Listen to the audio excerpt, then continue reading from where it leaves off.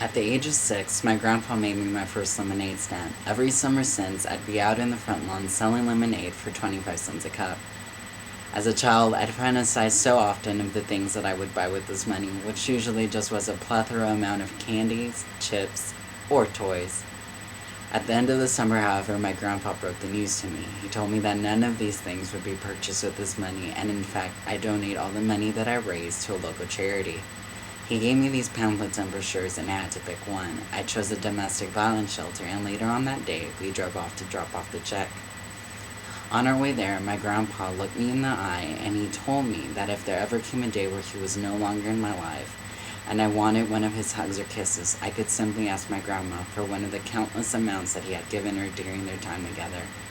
As soon as we arrived, my grandpa started writing off the check.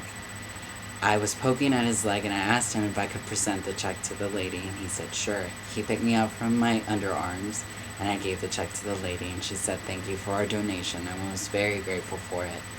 He then put me back on my feet, and he got down on his knees and held my hand and told me that he did this for a very important reason. He wanted to teach me a lesson, which was to always remain humble and to remember where I came from, to be kind and courteous to every single person that I encounter, and to be grateful to God for all the blessings that He has bestowed on me and my family. You see, my grandpa was a very wise man, and he always had something behind every single thing that he did. Every Christmas, all the grandchildren would gather at my grandma and grandpa's house. We would help out my grandma in the kitchen to bake a fresh batch of cookies for Santa Claus and leave out a glass of milk for him. You see, my grandma and my grandpa would dress up as Santa and Mrs. Claus, and all the children would be asleep in front of the fireplace by the tree, for when Santa arrived, he would see all the sleeping children.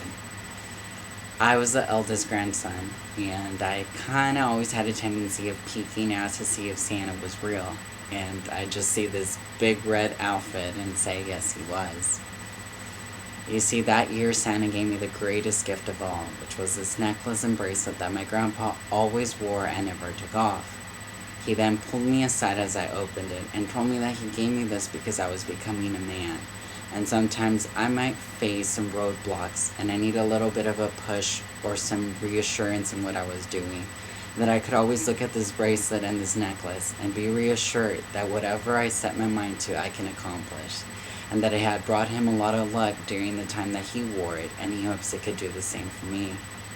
My grandpa unfortunately passed away that New Year's Eve, and I lost my mentor, my best friend, and the man that taught me so many valuable lessons in life.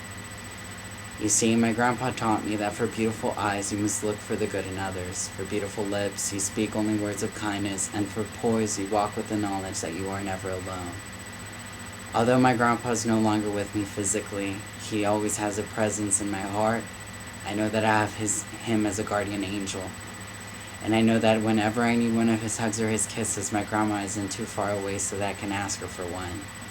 You see, to this day, that lemonade stand made me the person that I am, since I hope to one day have my own national nonprofit.